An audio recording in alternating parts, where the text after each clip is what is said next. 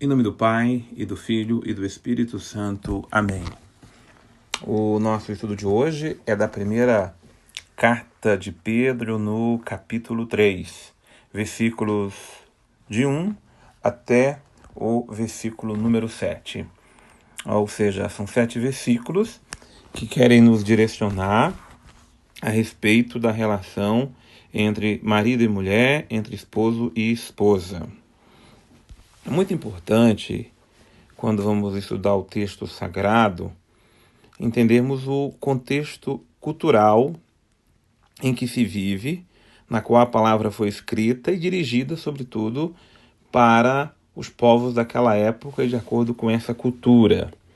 Então não vamos querer que o texto sagrado faça para nós uma evolução do pensamento cultural, onde a dignidade da mulher é muito mais bem compreendida, respeitada nos dias de hoje, ainda que não seja na sua totalidade, mas em comparação à época do texto sagrado, houve uma evolução muito considerável.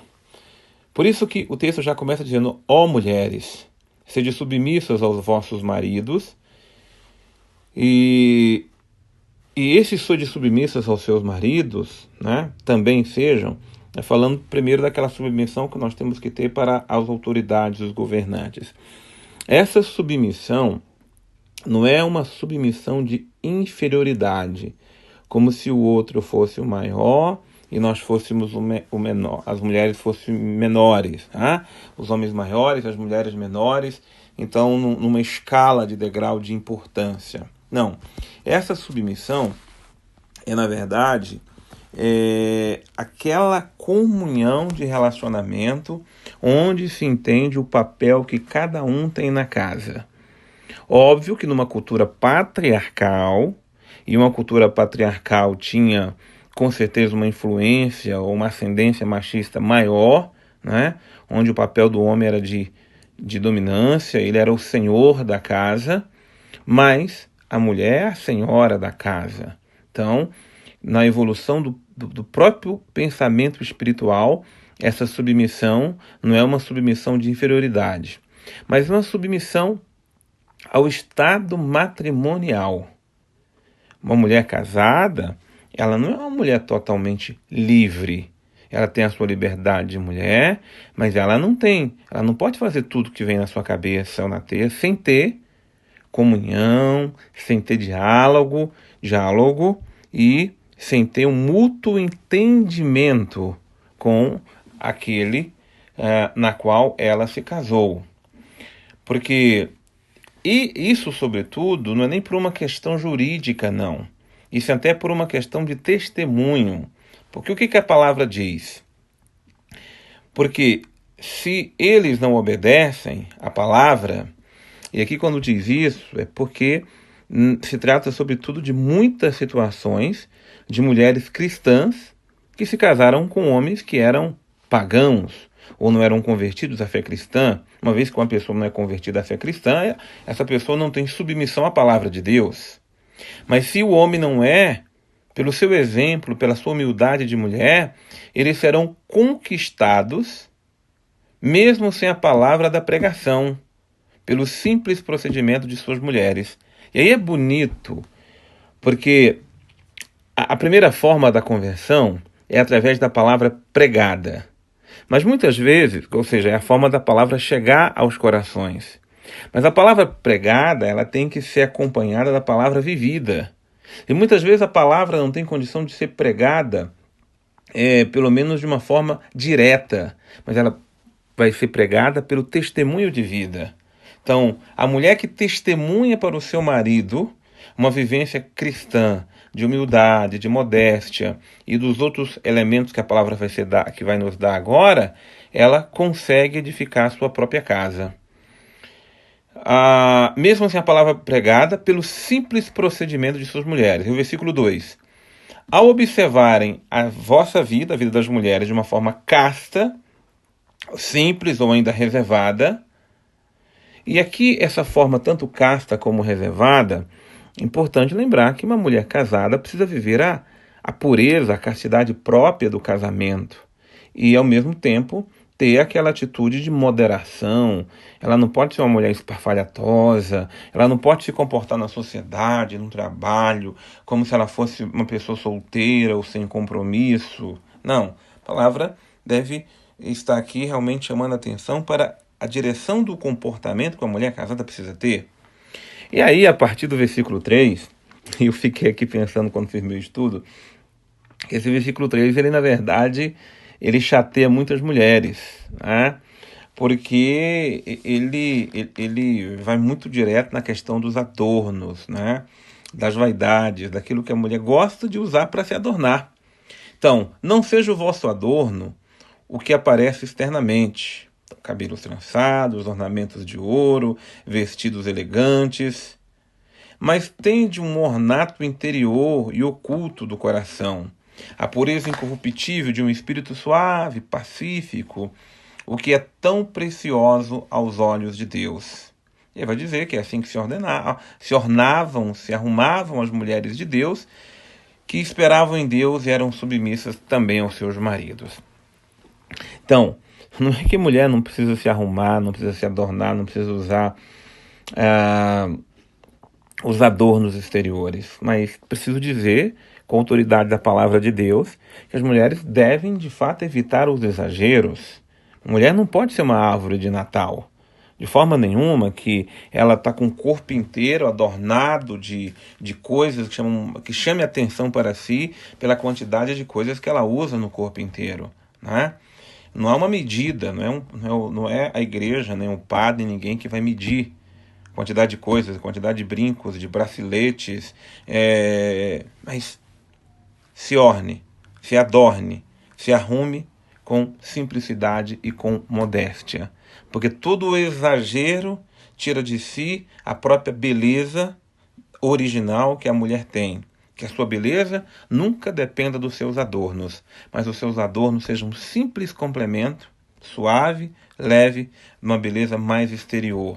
Que as pessoas gostem de estar ao seu lado, com você, inclusive a começar do seu próprio marido, namorado ou companheiro, pela joia interior que você tem, pela beleza interior que você tem. Porque, desculpe, às vezes as aparências enganam e iludem muito. Você vê uma mulher muito ornada, muito tão perfumada, tão bonita, e ela, dentro do interior, as coisas não estão tão bem assim. Então, até às vezes, ela está muito até apodrecida por dentro, porque ela cuida tanto do seu exterior e não dá valor a cuidar com mais preciosidade do seu interior. E aqui tem que chamar a atenção que uma mulher de Deus não pode ser também uma mulher relaxada, não pode ser uma mulher que se vista de uma forma que não cuide de si, que não tenha asseio, que não cuide do seu bem do seu corpo, que se vista também com simplicidade. Ou seja, é preciso cuidar do exterior, não pode se relaxar nesse ponto. Aliás, o texto de hoje, ele faz uma referência muito interessante, eu achei até meio irônica, ao que está lá em Isaías, capítulo 3, versículo 18 a 23. Então vale a pena dar uma parada, para depois voltar novamente aqui para a carta de Pedro, para dar uma olhada naquilo que está em Isaías, capítulo 3, dos versículos 17, o versículo 18, né? Até o versículo 23 e 24.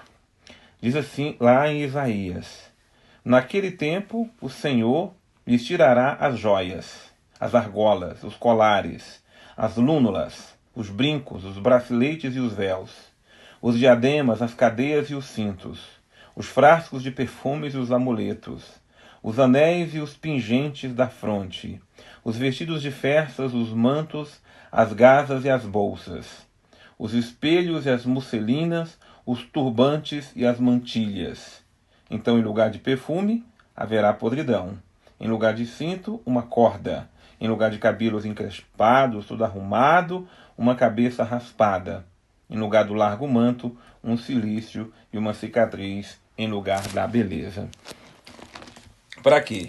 Porque se eu cuido totalmente dessa beleza exterior e descuido do meu interior, o caminho que todos nós tomamos é esse. Ainda que há uma certa vaidade na pessoa até para ser enterrada, né? Mas no fundo nós seremos reduzidos ao pó da terra e tudo aquilo que usamos de adorno, seja lá do que for, tudo isso vai perecer. E o que vai ficar? Uma alma pura, bela, para sempre na presença do Senhor, se é dessa forma que a mulher se adornou durante a sua vida. Então, é um chamado para fugir das vaidades e centrar-se na beleza da alma, na beleza interior. Então, esse é o ponto para as mulheres, tá? Para que sejam realmente simples, modestas, castas e, acima de tudo, pelo seu exemplo e testemunho em casa, ela seja um canal de conversão. Voltando a dizer que Pedro, ou sobretudo o discípulo de Pedro que fez a redação dessa carta, ele segue uma mentalidade da época cultural onde esse texto sagrado foi escrito. E os 2 versículos finais são dedicados aos homens cristãos, com certeza, né? Então, de modo que vocês, maridos, se comportem sabiamente no vosso convívio com as mulheres, pois são de um sexo mais fraco. E aqui não vamos entender sexo mais fraco com aquela expressão tão comum nos tempos em que vivemos, que a mulher é o sexo frágil. Não. Aqui, a leitura do texto sagrado se refere à condição física, né? A condição física do homem é mais potentosa do que a condição física da mulher, ainda que a mulher tenha uma força, e a maioria das mulheres que eu conheço tem uma força interior muito mais expressiva do que a força do homem. Então, a fragilidade está aqui na força física, né? E por isso que coisas muito pesadas, os homens têm que prestar atenção que ele tem que fazer, não como se as mulheres fossem coitadinhas, mas pela própria composição do corpo físico do homem, como ele deve saber socorrer as mulheres em tantas necessidades que exigem o esforço físico. Porquanto elas são herdeiras com o mesmo direito que vós da graça que dá a vida. E aí, o que os homens precisam? Tratar as mulheres com todo respeito para que nada se oponha às vossas orações. De modo que jamais falte respeito da parte de qualquer homem, se ele é cristão ou não, conhecido da palavra de Deus ou não, e jamais a mulher admita conviver com um homem que não respeite a sua idoneidade de mulher, e todo homem saiba que ele desonra profundamente a Deus e a sua condição de homem quando ele não sabe respeitar com a devida estima a sua esposa, a sua companheira, a sua co-herdeira na graça divina. Que Deus nos dê homens e mulheres submissos à palavra de Deus, que saibam olhar para além das palavras, mas saibam viver com profundidade, com seriedade, com entrega, a vivência da palavra de Deus. Que Deus nos abençoe, em nome do Pai, e do Filho, e do Espírito Santo. Amém.